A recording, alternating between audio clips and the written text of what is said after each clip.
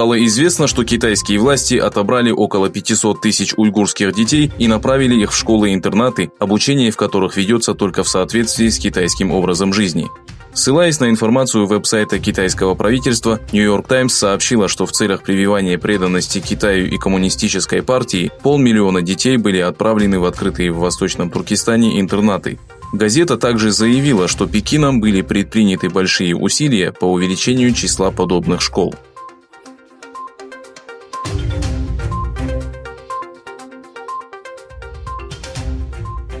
Согласно информации «Голоса Германии», репрессивная политика Пекина в уйгурском регионе привела к возвращению многих китайских бизнесменов и торговцев в их родные города.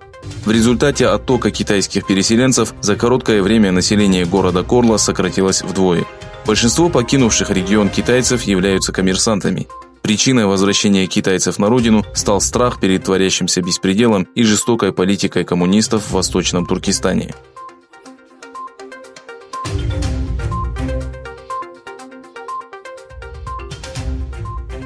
По всему миру наблюдается всплеск недовольства политикой Китая, притеснением, пытками и преследованием народа Восточного Туркестана.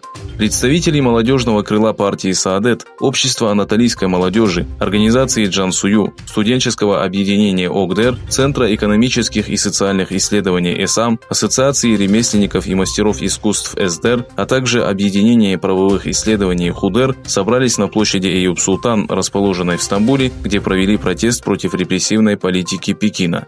С другой стороны, иранские тюрки провели в Тегеране митинг в поддержку уйгуров.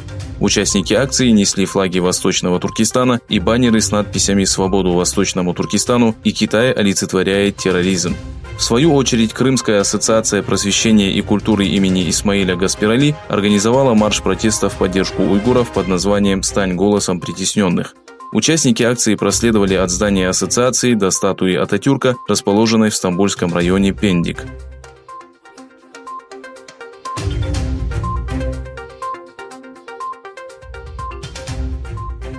В ходе антиправительственных акций в Гонконге было задержано 15 человек. Полицейские в штатском ворвались в торговый центр, расположенный в районе Шэнгшуй, и попытались подавить демонстрантов, выступивших против туристов, прибывших из Китая, при помощи дубинок и перцовых баллончиков. На помощь полицейским в гражданском были направлены правоохранители в форме. Согласно сообщениям информационного агентства AFP, среди задержанных находился 14-летний подросток.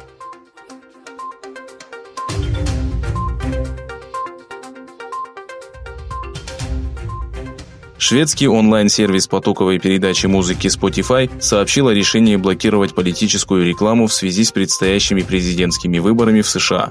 В пятницу компания сообщила, что не располагает достаточными ресурсами для контроля и оценки рекламы политического характера. Напомнив, что причиной такого решения послужили опасения распространения ложной информации, руководство компании заявило, что начиная с 2020 года вся политическая реклама будет блокироваться.